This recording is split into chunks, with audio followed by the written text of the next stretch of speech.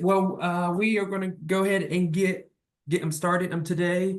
Like I said, my name is D'Anthony Price. I am the Southeast Organic Consultant for Rodale. I am based out of in Atlanta, Georgia. Today. Yeah, I mean the tariff idea. Yes, if everyone can please keep their mics off, um, just so we can make sure that we go through more smoothly. But today we are here gathered for our webinar for the Organic Unveiled. We will be having a live conversation with Herb Young. He is a organic citrus farmer down in South Georgia. And I am very excited for us to learn more about his journey and some of the challenges that he has faced while becoming a organic citrus farmer. And so I know we will be able to share some insight on that. But we have a lot of things that I want to get into with only 1 hour. So I'm going to go ahead and jump in. And first, I just want to briefly introduce the two consultants that will be on this call today with me being one of the co-hosts. My name is D'Anthony.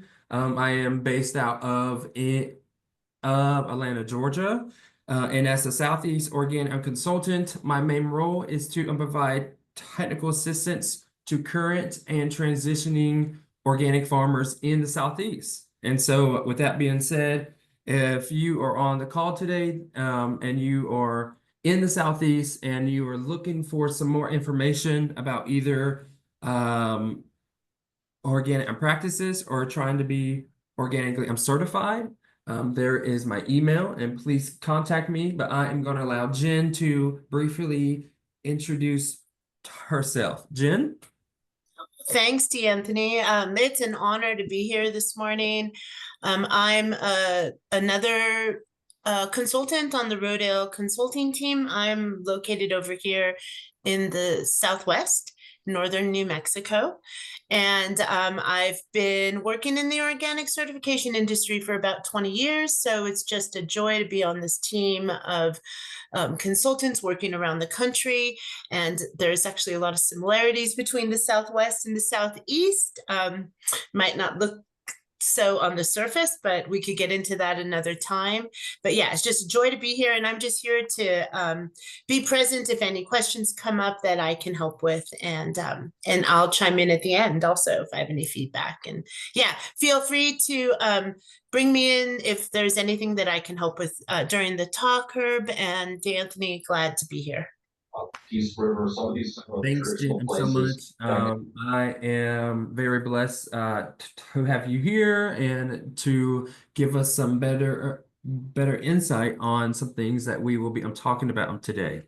And so next, I just want to highlight the program that is supporting us through this webinar. It is the top program that stands for the Transition to Organic Partnership Program, and that is through the USDA. That is a project that has been going on for about 2.5 years now. And the main goal of that project is to increase the amount of organic practices that are being done and also increase the amount of certified organic farms in the United States.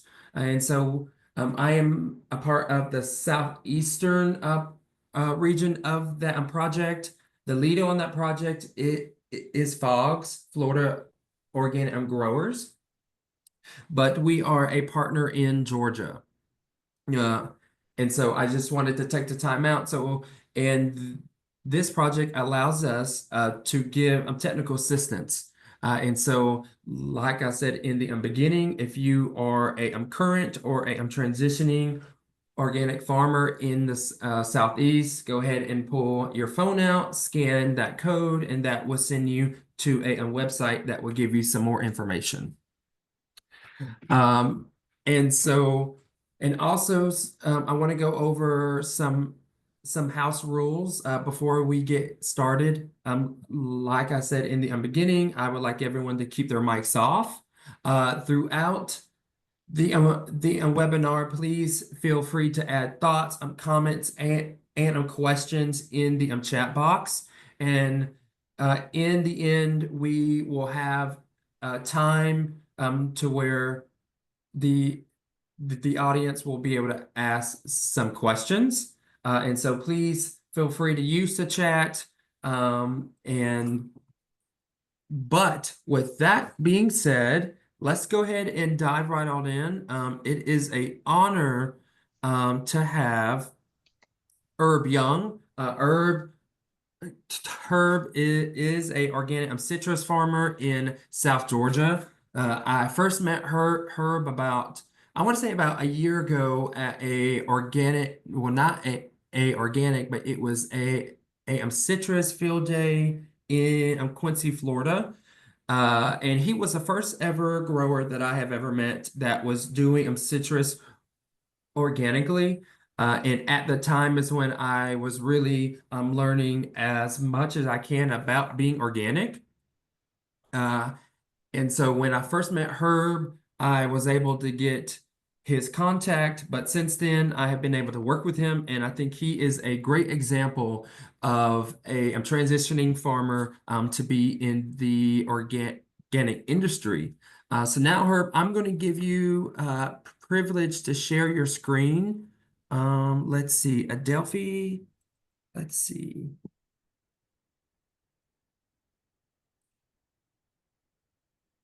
Herb, do you have the ability to share your screen?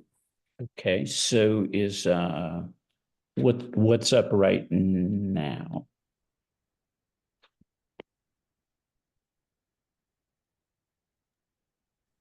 I made you co-host, so she should be able to share. Under share screen, sorry.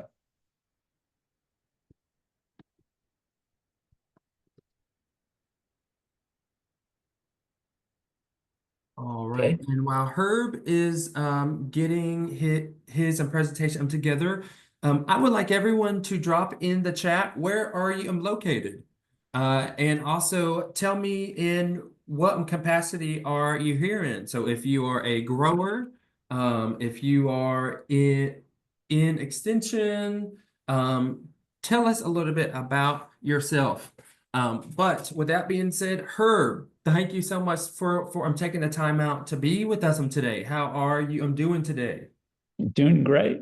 Doing great. We're way outside of that hurricane zone, but we're housing some evacuees from the hurricane. So Oh, that's really nice of you. okay. Nice. So did you get some damage from the past one that we got about a week ago? Just a little slight damage on some trees knocked down and a few broken branches, but really blessed not to have any major damage. So is my screen showing now, Anthony?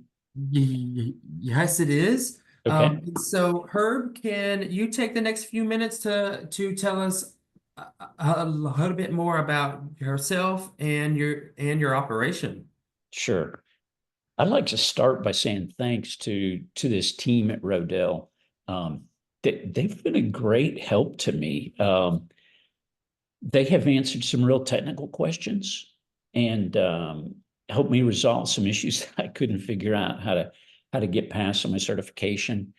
And then DeAnthony actually lined me up with a marketing team at Rodell. And I've had a couple of great calls, and they have given me some super advice on some different things I had not even thought about to be able to sell my fruit.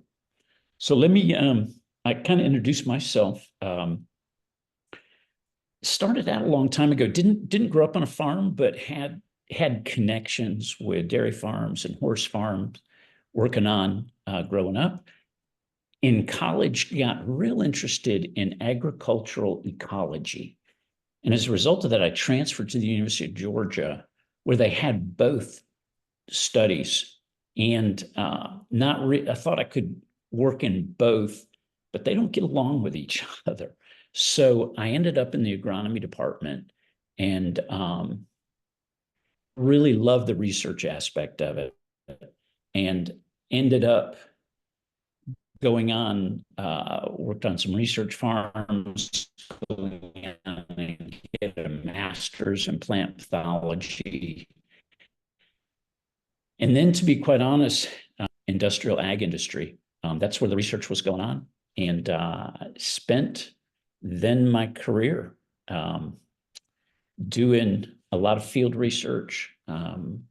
Worked for a couple of different companies, mostly my career with one big, huge company, developing pesticides, completely contrary to what we're here talking about now. And as I approached retirement, I really wanted to be a grower. And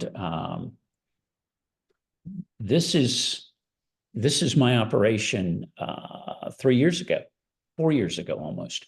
And it was basically, I went out and bought a small farm. The field had been in cotton and peanut rotation, which is typical in the Southeast.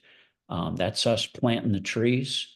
And I've got I mean, it's a very small farm, but I have 1,300 trees, about 10 different varieties. And so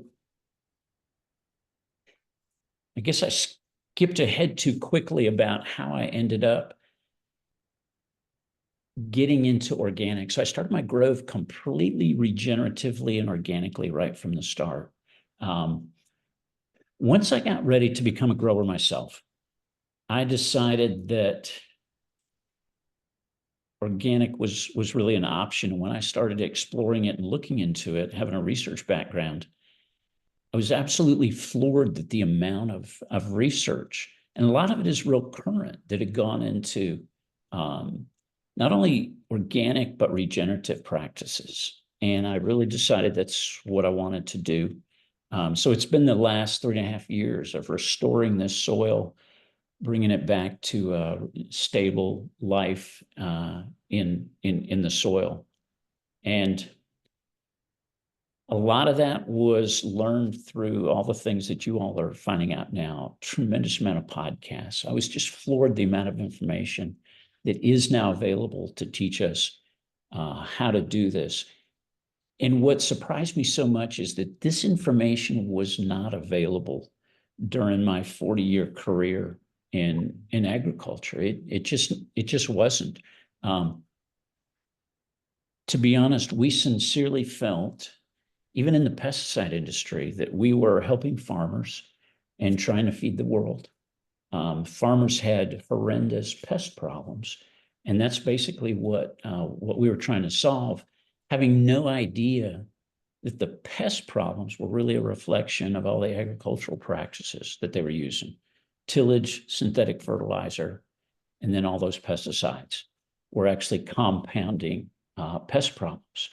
So becoming a regenerative organic farmer, these were my goals when I put trees in the ground. You saw on that previous slide. They've come a long ways in 3.5 years. So the health of the tree is the ultimate goal, and I measure that by a lot of different ways. Brix is a great one. My goal is a nice, compact, tight tree, the internodes. It's a reflection of a tree being grown with calcium and silicone, as opposed to just nitrogen pushing a tree. And that's what I've really found out. I want to show you some of the evidences of that.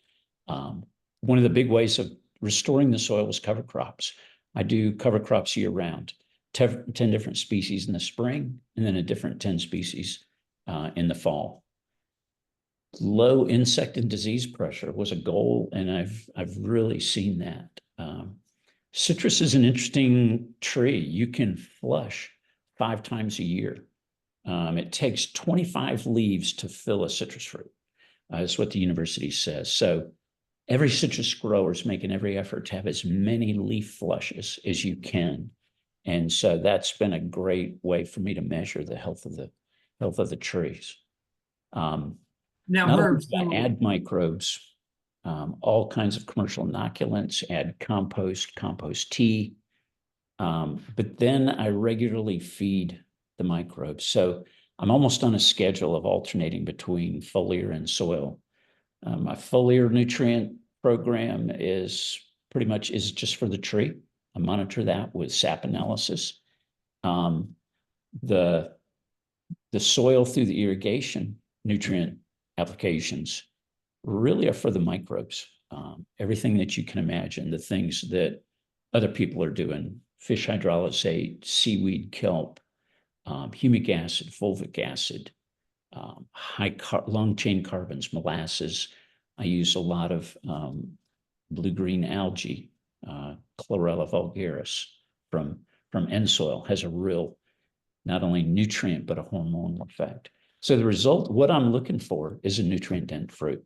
That's really what I've tried to get to, and I'll show you some of that information. But this was quite a long journey from a career you can see there with Bayer. That was 33 years of my career. 25 of it was in the field doing test plots and research. At this point, I've gotten a certified regenerative classification for my growing practice, and that'll be monitored for the next 5 years. And then I've gotten approval for all my paperwork, my organic systems plan from my certifier, and I've just got an outstanding inspection, actually from both organizations. In the next 2 weeks, I'll have inspections of my growth.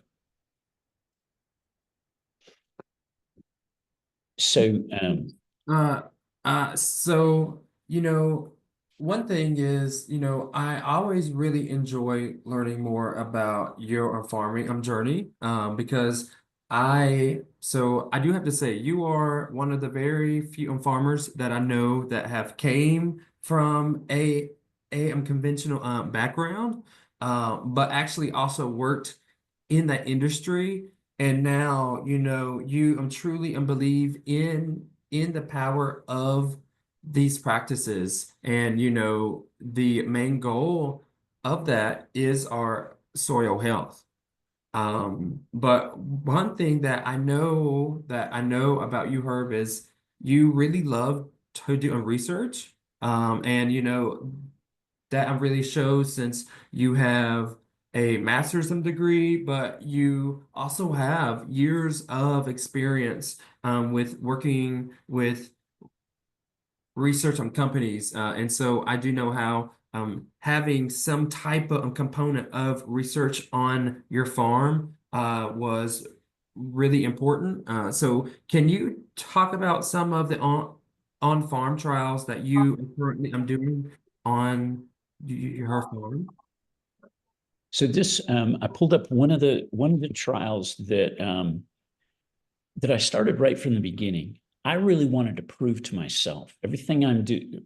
All these trials on my farm, I replicate them, which is the kind of research that we had to do in industry to get statistical results and be able to prove it. So I did a trial, an entire row with each of these practices, and then I replicated it 3 times. So we're talking 9 rows, 135 trees. I did a conventional treatment, everything just standard, Roundup, bare ground, synthetic fertilizer, fungicides, insecticides. And then I did a regenerative, which was completely the opposite. So all organic production, it was identical to the rest of my growth. And then I added microbes and supplemented those. And then I wanted to see what was naturally there, and I call this indigenous. So that's the microbes that might have been present in the field already, but they had only organic nutrient to go along with them. So the exciting thing about this was I got a grant from the DNA company, which is Biomakers, for them to evaluate those different soils and see what the evolution of that ground was over. Actually, I've done it now for 4 years, and I take a lot of measurements: how fast the tree grows, canopy, trunk diameter, bricks, and then soil penetration, and then ultimately it'll be the fruit. So right away, the first year, this is the change that I saw. This was the number of different microbes in the soil. Oh. Are you seeing the graphic there, DeAnthony? Yeah, I am. And Okay. yeah. So just as a result, in just one season, by the end of the first season, the number of microbes had grown in all the treatments, but the regenerative jumped from 680 up to 1,080. And so just a big increase from added microbes and then giving them nutrition. And then so this DNA tests both bacterial and fungal microbes in the soil. And these are really some of our goals. So trees, one of the big goals in having a perennial crop is to try to get a fungal population. And really the goal is to get it up high, as much as 5-to-1 fungal to bacterial. It's really hard to do. Right away, I noticed the conventional treatment with a few fungicide treatments and bare ground, the fungal population just collapsed. And my regenerative absolutely exploded. This is a quantity, the amount of fungal detects when you do a DNA sample. So that was just, yeah, question? Are you doing these trials with your local extension service, or are these trials that you are doing with another product company? So these were kind of independent. This is me coming up with the trial, and then B Crop, this Biomakers is that company that had, I applied for a grant through them, Nice. strangely, which is actually funded by the EU, and was awarded their grant. So they have done the DNA analysis. So I've basically doing this on my own. I mean, I've shown it to a lot of people and communicated it a lot of different ways, tried to write a few articles. So here's what I'd like to really show is the evolution. This is, again, after the first season, this collapse in the conventional. But this is at the third season. Oh, wow. When you get DNA results back from this B crop test, you can select bacteria, you can select mycorrhizae, you can select archaea. And on these, I selected fungi. And this is on the left is my regenerative. And there's probably at least every little dot is a species. The size of the dot is the quantity in that sample. And I love looking at this way of illustrating it. But there was actually over 300 different species of fungi in my regenerative. And that's our whole goal, is to try to have this balance, this nice give and take in the soil. Then you're controlling diseases, you're adding nutritional value. But in the conventional, by now, the third season, where the ground is kept clean with Roundup, the fungal population absolutely declined. And all that was left, mostly 89%, was this puffball, absolutely worthless from an agronomic point of view, probably a real detriment to the health of the tree. So this is essentially the evolution. This is what happens when we just treat a soil with Roundup, fungicides, a few insecticides. This is in just the third season. Now, so earlier, when you were talking about your research, you mentioned that a part of your regenerative trial, you saw that your fruit was actually more nutritional dense.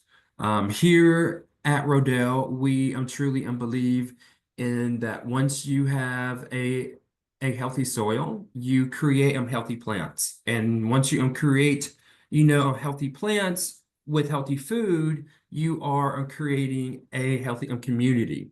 And so creating a healthy, a nutritional dense food is a key component in regenerative agriculture. And so can you talk a little bit more about your findings with your nutrient dense fruit? Yeah, exactly. This was the whole goal. So in that third season, which was last year, I only had fruit, really a harvest on a couple of varieties. This one that in the picture is Page Mandarin. It's a delicious little mandarin fruit. This wasn't out of that trial, but this is in one of the main blocks in my grove. And so the two varieties that I had a significant amount of fruit on were some grapefruit. There's a Pink Frost, a brand new University of Georgia grapefruit, and these Page Mandarins. So I found conventional groves that were as close as I could get to my grove. And on the same day, I harvested fruit of the exact same variety. Right. From their grove and my grove. Took them home and basically juiced them that day and froze the juice.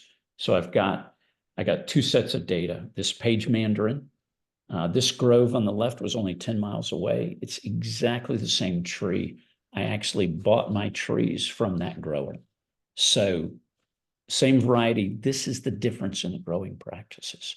And then the other for the grapefruit was further away, but same thing.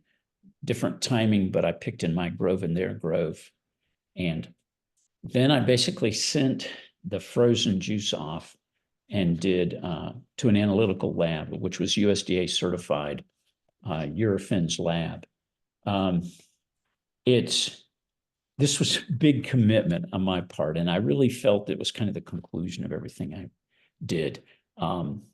These samples were horrendous to get analyzed. It was $1,400 for every sample that they ran through their lab, but they analyzed 26 different nutrients in that juice that came from these fruit. And so there's a lot of results. These are the ones that had that there were significant levels, and I used the conventional as just the value from their analysis.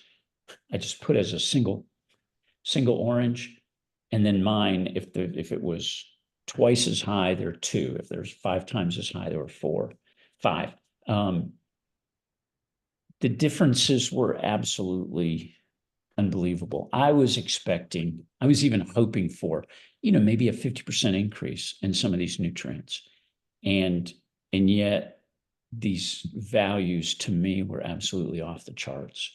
Oh, So, wow. we're seeing values that are 2 times higher, 5 times higher, but 10 and 11 times higher. One of them here, hesperidine, is 39 times higher. Oh, wow. In fruit that's regeneratively grown. And I took the grapefruit and the mandarin and averaged that data together to try to get a more accurate cross-section. And these nutrients are really significant. Hesperidine, this high one, it's blood flow and brain cognition and memory are the things that it impacts. So I now drink some of my juice from my fruit in everything I drink. It's just so, some amazing values. Neraritin was 8 times higher. It was even missing in some of the samples that were the conventional, and it suppresses cancer. Beta carotene, that we all know for eye health, 5 times higher in the regenerative organic. Riboflavin, which responsible for energy conversion in our food, 4 times higher. This immune system booster, this carotenoid called cryptoxanthin, was 11 times higher. So the Nutrient Dense Food Association loves to distill it down into how many fruit would you have to eat of theirs to equal the comparable organically regeneratively grown fruit. And it's hard to put all these numbers together, but pretty much about 9, you'd have to eat about 9 citrus.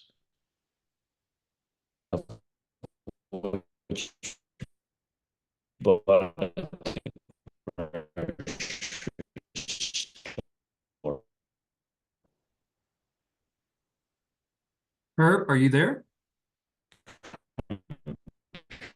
Compared to mine. So I think that's everybody. Anthony. There you go, Herb. You were breaking up there for a second, but I think this is such a great graphic to really show people and also to educate people that all of these regenerative practices that we are doing is not only helping our soil systems, but also is helping our communities when it comes to our food source.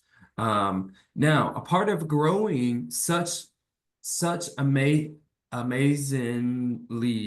nutritional fruit, you should say, I'm sure comes with a lot of challenges. With being a organic farmer in the Southeast, we live in an area where the summers are literally heaven when it comes to pests and disease. And so, Herb, I now want to dive into some of the challenges that you have faced while going through the whole organic um, process. And so, can you tell us some challenges that you face while transitioning to be organic? There's a lot of challenges, and everybody on this call knows them very I well. bet. The first one was cover crops. There Oh, wasn't yeah. in a perennial crop, there wasn't a lot of information about how to manage it. So these are the cover crops I grew. These are the winter, what they look like in February and March. Beautiful, lush. This is in the first year growing up around my baby trees. They'll go right up over the top of them. Hairy veg will. So everything I could find out, I did test whether you mow it away from the tree, mow it to the tree. I can't mow between the trees because there's an irrigation line there that's laying on the top of the ground. So this was the best practice I found, mowing to the tree row, creating mulch. And I ended up with this incredible permeable soil between the microbes and all this mulch from the organic matter. A penetrometer rod goes just right down to the handles instead of 4 to 5 inches in the conventional treatments.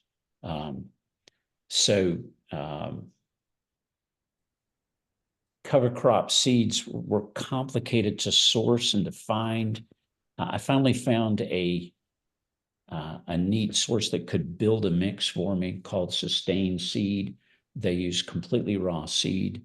And you have to go through the organic process, call around and make sure that that type of mix that you need isn't available organically. And I found that it certainly wasn't. So this is what a nice blend mix looks like. Oh, wow. So then the other big challenge that I had was insect control. I sort of alluded to that my organic and regenerative practices, I really feel like the tree is so healthy. I don't have any disease problems. Growers around me, they're spraying fungicides and copper for bacteria constantly. I don't have any diseases. The tree is healthy. The one that's really a problem is the citrus leaf miner. And you can see the tunneling there that it does on the leaf. And it'll eventually completely destroy that leaf. And the reason it's not being impacted by a healthy tree, it's an invasive insect. It came in 2006 from who knows where, probably from China or Taiwan, which was more the origin of citrus. We don't have any natural enemies. So I don't have this backup system of natural enemies. And so it's really hard to control. I've used organic treatments thyme oil, neem oil. Spinosad is probably the most effective organic insecticide, but it's hard on beneficial. So try to do it as little as possible. Even Bovaria bassiana, the natural fungus that grows inside the tree, Right. I've had a real help from it and did some tests. So one of my challenges, like I think we all have, is how to understand and how to do record keeping. So Yes, I think I'm 3 years in. yes, and I think that is a good way to really dive onto. So once you truly understand these organic practices, now we have to talk about the process of the process of getting organically certified. Here in Georgia, I know we have about over 125 or organically certified farms in Georgia. But a part of owning a organic citrus farm is you have to be certified organic. And so my first question to you, Herb, is when we talk about that is, are you currently certified? So I hope 3/4 of the way through the process. So Okay. I started committed right from the beginning when I put in the Grove to be organic certified, went through my understanding of the regulations, which I realize now wasn't complete understanding. I've done my organic systems plan and Okay. submitted it to a certifier and answered a lot of questions. It took a long time. I mean, it's probably like everybody else. The process seemed very intimidating. And so I kind of delayed and stalled and hem-hawed around. It took about 3 months to put my package together. But then when they got it, they have been awesome to work with. I think we're all intimidated that it's going to be an inspection is going to be a negative thing. But ever Right. since my certifier's gotten my packet, they've been nothing but helpful. I mean, it's been amazing. They've answered questions, guided me to making some changes, and When did you start this process? so for the certification, I've been in contact with the certifier for over a year, Okay. but it's just in meeting them at an organic conference and then having some good phone conversations. And then I brought Rodell into it when I had a question I didn't think I really wanted to ask the certifier yet. I directed it to you and some of your team, and I got some great resolution, particularly compost was one of my big mystery. I couldn't find a organically certified compost, and there's a way to break it down into the component parts, and Right. it's more easily regulated, and that worked for me. So, but my packet went in just probably just 2 months ago, and I'm already up to the point of I'm 2 weeks away from an inspection. My Nice. plan was approved, and I've just got a little more documentation to provide at the inspection. But this was one of the record keeping, I think, what intimidates all of us. Yes. This was my solution, and it may look complicated, but it's not. After the first year, I realized I'm just using the same products. My nutrition is a little complicated. I've broken out copper, iron, zinc, every micronutrient I apply separately, and I use SAP analysis to tell me that it's needed. So I just have this long list of the products and fish and seaweed. All my inoculants are on there. Sulfur, Tiger 90 for the soil, some blank spots I use one common surfactant. And then down at the bottom, I got a little map of my field. And so if I only put it on one zone, I circle that zone. But so when I get ready to make an application, whether it's foliar or inject through the irrigation, I just have this notebook with blank pages in it, and I just jot down what I'm putting out. 3 quarts of this and 2 quarts of that, a pint of this, and the date and the time, and it's good. And these are satisfied the requirements. This was a great solution for me, and it's really simplified. And then I keep a calendar, just a monthly calendar of the activities for the day. And that's been my other record keeping. And then the third one is any analytical results I get, soil tests from the university, or when I send something off. For me, it's also got my DNA results and those things. It's just a big notebook with all that stuff filed away. And it really simplifies my life. I can go back and compare my tissue sample results to last year. And that answers a lot of questions for me. So Yeah, when I work with growers, when you say the word record keeping, they always think of this big massive file. And so, but I tell all of my growers, well, if you are a grower, automatically you should be trying to track what you are doing, but it could be as simple as you just taking 20 to 30 minutes every day to just journal what you did, what you applied, when you applied, and just really just provide a basic overview of what you did each day. And so when it is time to show that, you know exactly what is going on. Now, so since you are currently in the process right now, what is one thing that you would tell a grower that will be helpful if they are currently thinking about being certified organic, um, or also in the process? What is one tip that you would give them to help them think about it? I would say don't be afraid to ask for advice. Nice. There are knowledgeable people out there. I did meet another organic grower, and from down in Florida, another citrus grower.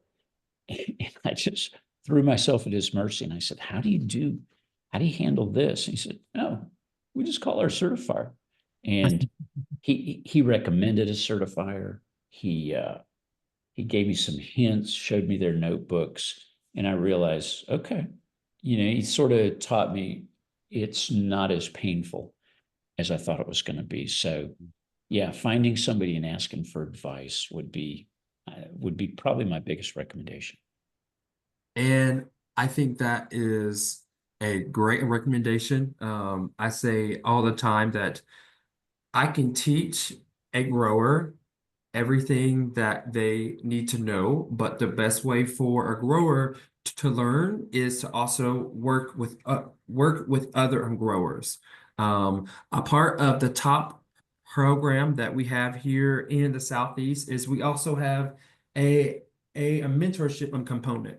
And so that allows new growers to get into that program and be paired with a seasoned organic farmer. And so you will have full access to really deep knowledge. Or if you are a current seasoned farmer that would like to share some knowledge, you are able to get into that program and become a mentor.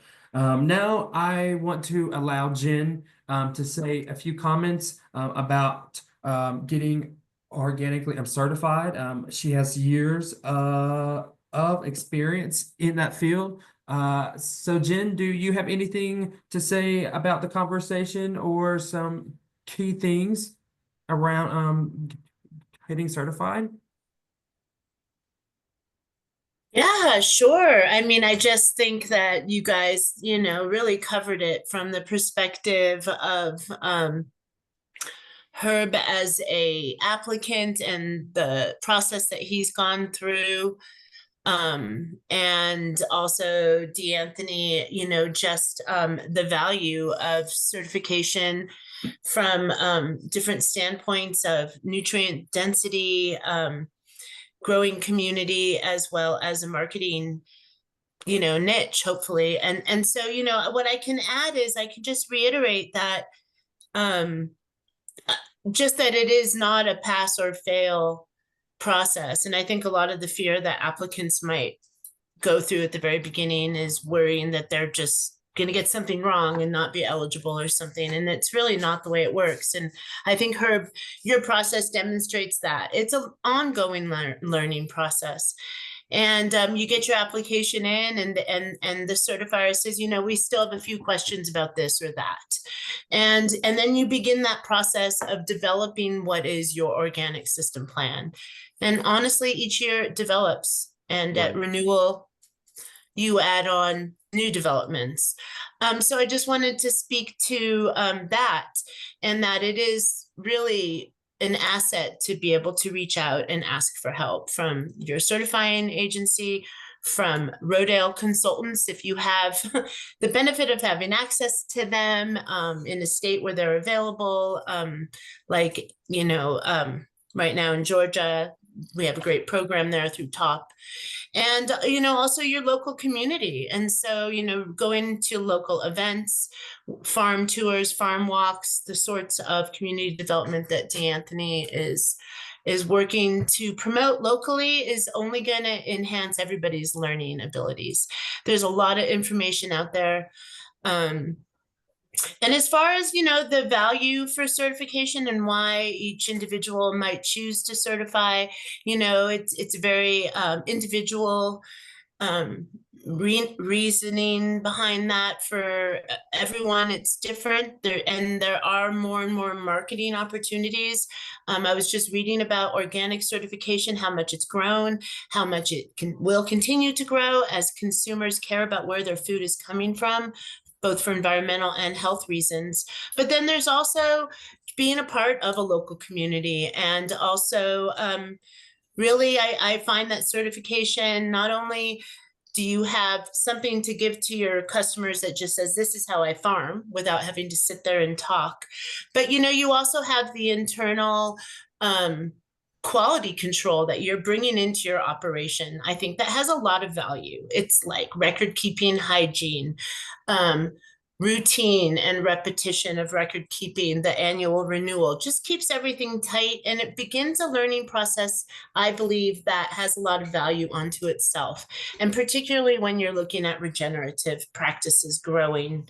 So yeah, I just wanted to reiterate some of the value around it that I see, and affirm Herb's process.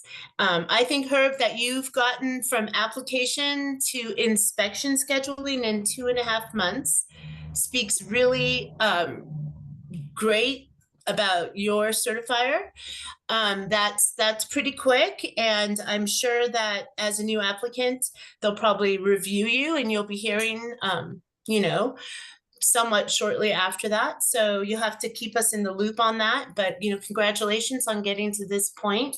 And you too, D'Anthony, both y'all, and can't wait to hear how things work out. Thanks, And yeah, Jen.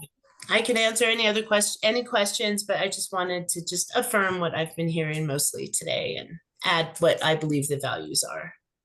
Thanks, Jen, so much. I think you really hit on a lot of key points when you talk about, you know, the value of the certification. I say all the time that certification speaks volume, and it speaks for itself.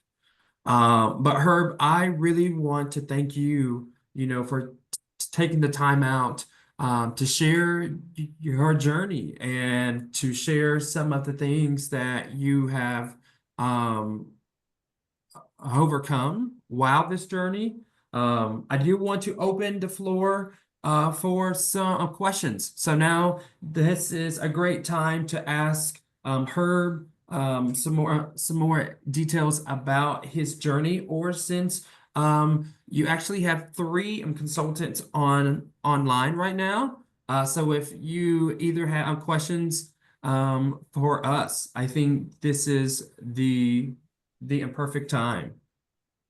So the floor is open. I am looking at the chat. Let me see if there's any oh,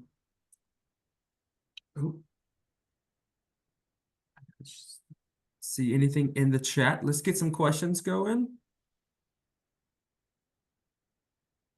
So here is a question. What are some ways a new and small farms to proactively and position themselves for organic certification?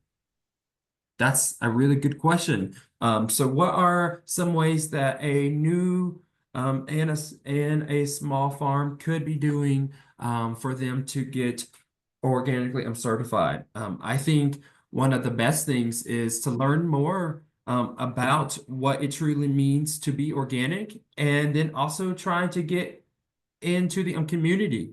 So meet more other current organic farmers, and then reach out to your local TA specialist. Right now, the organic industry has a lot of resources. So for like myself here in the Southeast, if you are a current or a new farmer who wants to learn more about being organic, I would love to be your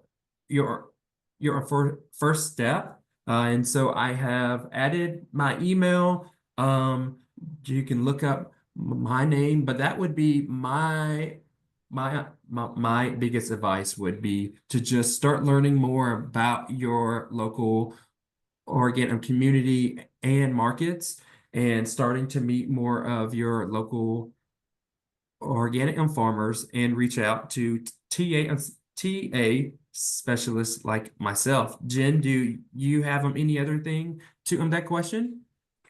Yeah, I mean, on a practical note, if this is something that's truly on your trajectory at this point in time, I would absolutely begin to look at anything that you're doing in your field as far as applying inputs and materials. Begin to think about a 3-year clean field history. It's not that you shouldn't be putting materials, but you should be conscious about what you're putting out there, making note, making sure it's approved for organic, because the baseline for organic is a 3-year clean field history. So that's what I recommend on a really practical note. Start keeping records.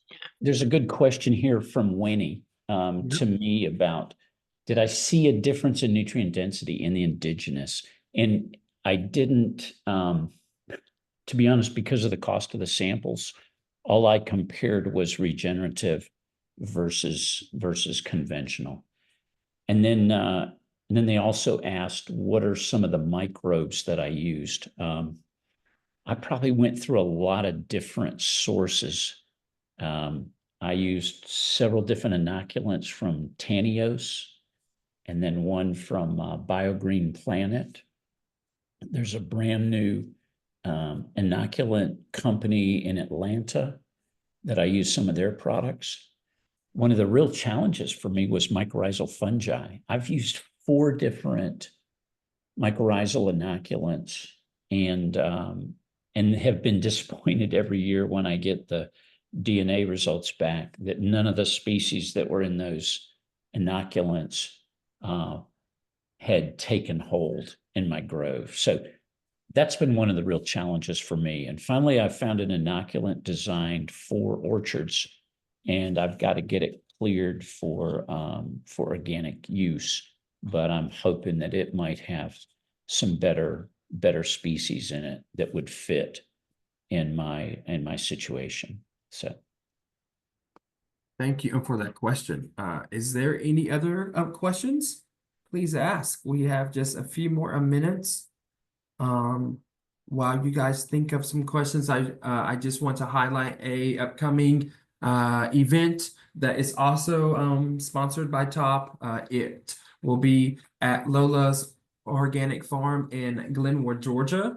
It is fall into our organic and practice farmer field walk. The goal of this field walk is to help them educate new and and I'm transitioning organic on farmers to learn more about soil health and cover crops. And we will also be touching a little bit about organic citrus management and what you should be doing right now to prepare for the cold months. Lunch will be provided, and then after lunch we will have time where we speak about some of the challenges that we face while getting organically certified. So there is the QR code if you want to take your phones out. But other than that, let's try to get one more question for Herb before we go today. He has some really deep knowledge, so let's make sure we get all of the information out of him. Anthony, I'll make one comment. Yeah. That table with the nutritional information, I've posted it on my website, which is basically just squeezecitrus.com. And so if somebody wanted that, you're free to use it. And as just a reference and a source that, hey, this is what regenerative organic farming can do to your nutrient density. Nice. Well, Herb, thank you so much for your time and your energy. Jen, thank you so much. Our contacts are on the screen. If there is anything that we can help you with, please let us know. Like I said, I am in the Southeast. And so if you are a current or a transitioning organic farmer, let's connect. But with that being said, I thank everyone. I hope everyone has a great week. If you are in Florida, please be safe. And thank you so much. Thank you, everybody. Enjoyed it a lot. Thank you, everyone, so much. Thank you, thank you, thank you. Thank you, everyone.